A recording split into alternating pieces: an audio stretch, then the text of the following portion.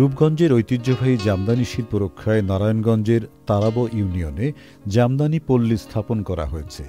সেখানে জামদানি শিল্পীরা সপ্তাহে একদিন তাদের তৈরি কাপড় পাইকারি ও খুচরা বিক্রির সুযোগ পাচ্ছেন। এ জামদানি পল্লীতে একটি গবেষণা কেন্দ্রও স্থাপন করা হয়েছে।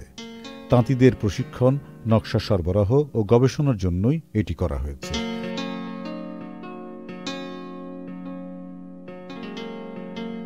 ওই এলাকা তাঁত শিল্পের জন্য প্রাকৃতিকভাবেই পরিবেশ বান্ধব।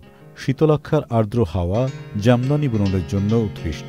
উল্লেখ্য, জামদানি পল্লীর আশেপাশে ৩০টি গ্রামের প্রায় ৬,০০০ তাঁতি এ শিল্পে নিয়োজিত আছেন। NRBC ব্যাংক, সুখবর প্রতিদিন।